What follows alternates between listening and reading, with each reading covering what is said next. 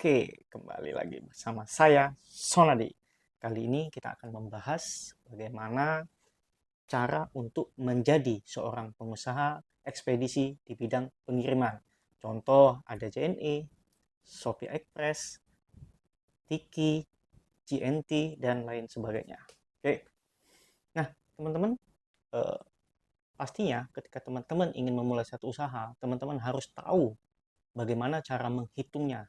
Karena tidak, teman-teman ngirim bawa barang, saya kasih contoh teman-teman bawa barang itu bawa dus misalnya panjang 20, lebar 20, tinggi 20.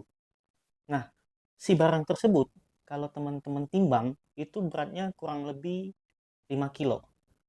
Pasti si pihak ekspedisi akan mengukur ulang itu barang, bukan hanya ditimbang. Kenapa? Jadi dalam bisnis ekspedisi pengiriman, selain mengukur berat, mereka juga harus mengukur dimensi. Mana yang lebih besar, itu yang akan dipakai. Pertanyaannya, bagaimana cara menghitungnya? Oke, simak sampai selesai. Jika Anda suka video saya, jangan lupa bantu saya untuk mengembangkan channel saya dengan cara subscribe, like, and share. Berbagi itu indah. Dengan berbagi akan menambah ilmu Anda. Oke, baik, kita mulai dengan materinya. Jangan pernah di skip biar Anda tidak gagal paham. Oke, yang pertama-tama kita harus tahu teman-teman, kita harus tahu ada dua tadi, kita harus mengukur berat ya, berapa beratnya, dimensinya berapa. Setelah itu teman-teman harus tahu bagaimana cara mengukur eh, biaya yang kita keluarkan dalam jarak tertentu. Kenapa? Karena setiap wilayah, setiap jarak, semakin panjang jaraknya, semakin banyak biayanya. Nah, satuannya teman-teman harus harus ukur satuan per 1 kilo. Nah, nantinya ketika teman-teman punya usaha, misalnya saat ini saya ada di daerah Tangerang, saya akan ngirim ke Surabaya. Dari Tangerang ke Surabaya itu berapa kilo jaraknya. Nah, satuan, sekali lagi satuan kita pakai per 1 kilo. Jadi misalnya saya ketemu nih, biayanya dalam 1 kilometer itu 3.500. Maka jarak dari sini ke Surabaya tinggal dikali berapa ratus kilo dikali jarak per kilo. Begitu ya teman-teman? Oke. Yang poin pertama, kita contoh tadi mengambil dimensi panjang 20, lebar 20, tinggi 25. Kita masukin rumus. Sama dengan 20 kali 20 kali 25. Dapatlah nilainya 10.000. Kalau kita bagi biar dapatnya satuan kilo, maka kita baginya 4.000 teman-teman. Nah, ini untuk hitungan kalau jalur darat. Kalau jalur udara, kita pembaginya beda lagi teman-teman, dibagi 6.000. Kalau teman-teman tanya kenapa harus 4.000? Nah, itu udah ada satuan standar ya, ada rumusan tertentu yang sudah ditentukan dari asosiasi uh, asosiasi dari pengusaha ekspedisi. Oke, boleh teman-teman cari nanti lebih detailnya di uh, Google.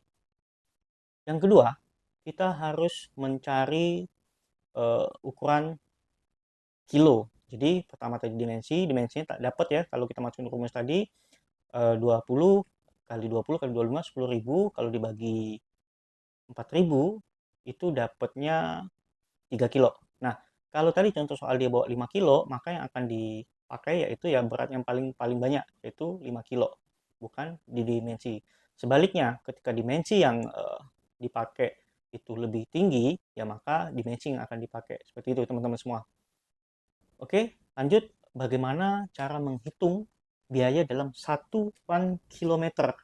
Contoh, saya dari Tangerang ingin mengirim ke Bekasi. Kurang lebih beratnya 40 kilo. Pertanyaannya, kalau radius atau zona Tangerang ke Bekasi, berapa biaya yang harus kita keluarkan dengan 40 kilo tadi? Nah, ingat sekali lagi kita harus ambil satuannya Q1 per kilometer. Contoh, sebagai contoh dalam mengambil satu rumusan ini, saya memakai 200 km. Kenapa?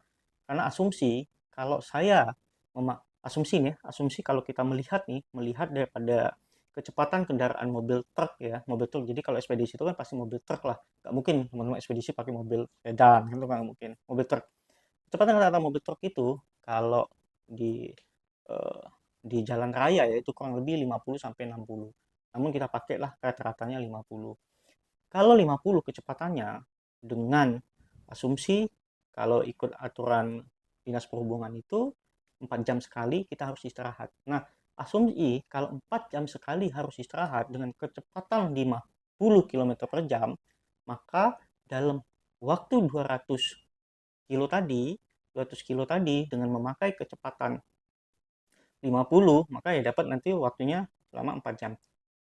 Asumsinya dalam setiap 4 jam itu kita harus istirahat. Itu yang pertama. Harus istirahat.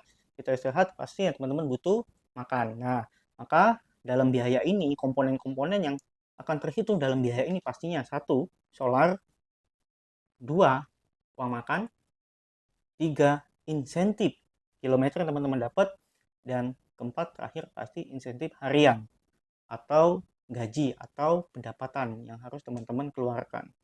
Contoh, pertama kita kasih contoh di BBM. Bagaimana cara menghitung BBM? Menghitungnya adalah jarak tadi, jarak tempuh yang 200 kilo, kita bagi rasio BBM yang dipakai. Misalnya saya kasih contoh, kalau mobil double rasionya 7. 200 dibagi 7, dapatnya berapa? Terus dikali dengan harga solar 6.800. Contoh di sini kalau saya pakai 200 kilo tadi, maka dalam setiap 200 kilo kita harus ngeluarin duit 194.286. Itu yang pertama, BBM.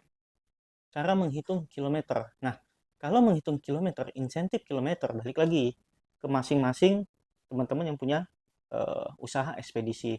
Kalau di sini saya mencontohkan kilometer, insentif kilometer dipakai dari usaha masing rata-rata ya, dari rata-rata pengusaha ekspedisi itu 200 perak per kilometer. Maka rumusannya 200 kilo kita kali dengan 200 rupiah. Hasilnya di sini 40.000. Nah, uang makan terhitung tadi, ingat rumusan pertama tadi, setiap 200 kilo asumsi memakai kecepatan 50 km per jam, maka kita harus istirahat dan makan. Nah, makannya di sini makan pada umumnya ya. Sekali makan tuh rata-rata kalau kita pinggir jalan itu 25 sampai 30. Tergantung kalau teman-teman mau makan yang enak-enak sekali ya pasti lebih dari itu. Tapi ini rata-rata yang di pinggir jalan 25 sampai 30. Di sini saya hitung maksimalnya 30.000. Terakhir, pendapatan. Nah, kalau pendapatan sini saya anggaplah memakai daripada UMK kita di Tangerang. Misalnya UMK Tangerang itu 4.600.000. Maka 4.600.000 saya bagi dengan jumlah hari normal ya, 25 hari dalam satu bulan. Itu dalam satu bulan saya bagi dua. Kenapa saya bagi dua? Karena ini kan 200 km, maka ada 4 jam waktu kerja kita. Kalau hitungan dari awal tadi rumusan. Sehari kita 8 jam, berarti ini langsung saya bagi dua ya, karena 4 jamnya. Jadi rumusannya 4.600.000, saya bagi 25 hari, saya bagi dua lagi. Maka dapat 92.000.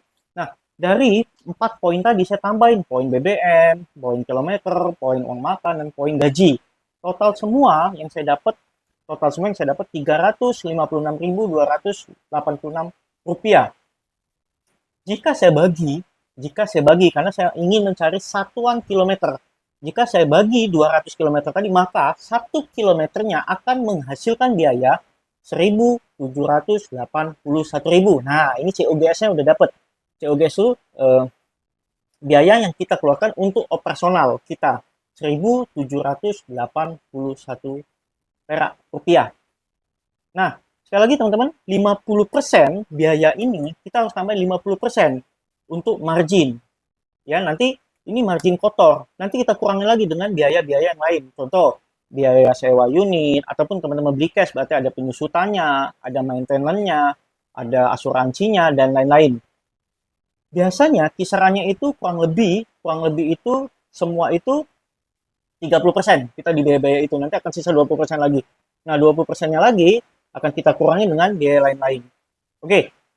Artinya tadi biaya dikeluarin 50%, tambahin lagi teman-teman 50% sehingga menjadi 100%. Dan dengan angka 3.563 rupiah. Nah, inilah biaya yang harus kita kenakan ke customer kita, yaitu sebesar 3.563.